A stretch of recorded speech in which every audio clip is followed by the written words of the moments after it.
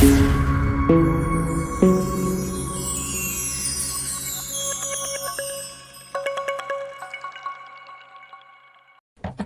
তখন 12টা। মাদ্রাসার সব ছাত্র গভীর ঘুমে। এমন সময় হেদায়েতুল্লাহর ঘুম ভেঙে যায়। ঘুম ভাঙার কারণ ছিল প্রচণ্ড ইস্তেঞ্জার চাপ। সে বিছানায় কাতরাতে কাতরাতে উঠে বসল। মাদ্রাসার পরিবেশ তখন নীরব। চারপাশে শুধুই ঘুমন্ত মানুষের নিঃশ্বাসের আওয়াজ। হেদায়েতুল্লাহ চুপচাপ ঘর থেকে বের হল। তার শরীরে তখন ভয় মিশ্রিত অদ্ভুত এক উত্তেজনা। মাদ্রাসার ভবন থেকে ইস্তেঞ্জাখানার দূরত্ব ছিল অনেক। সারাদিন সেখানে যাওয়ার তেমন কোনো সমস্যা হতো না, কিন্তু রাতে এটি যেন ভয়ঙ্কর এক জায়গা।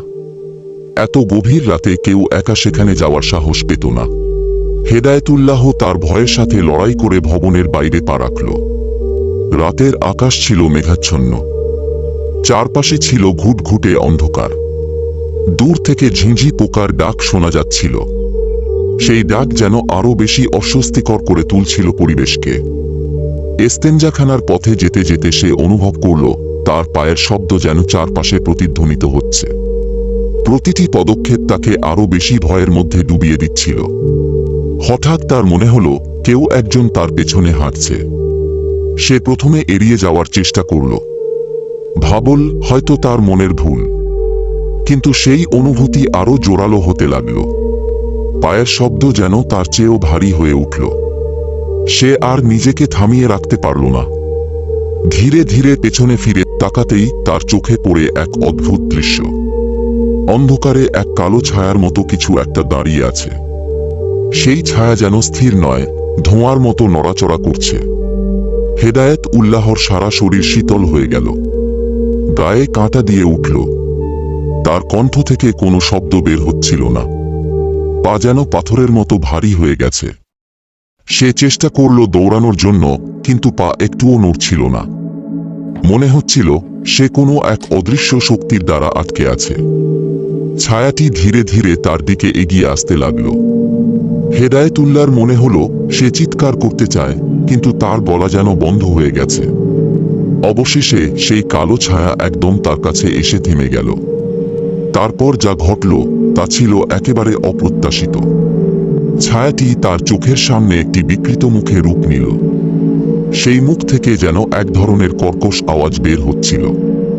হেদায়েতুল্লাহ সেই ভয়ানক দৃশ্য সহ্য করতে পারল না। তার শরীর কেঁপে উঠল এবং সে ভয়ে অজ্ঞান হয়ে পড়ে গেল। হেদায়েতুল্লাহর জ্ঞান ফিরল ভোরবেলায়। সূর্যের আলো চারপাশে ছড়িয়ে পড়েছে। সে তখন মাদ্রাসার অন্য ছাত্রদের মধ্যে শুয়েছিল। পাশে দাঁড়িয়েছিলেন মাদ্রাসার প্রধান শিক্ষক এবং কিছু সহপাঠী। তোমার কি হয়েছিল হেদায়েত? প্রধান শিক্ষক জিজ্ঞেস করলেন। হেদায়েতুল্লাহ প্রথমে কিছু বলার মতো অবস্থায় ছিল না।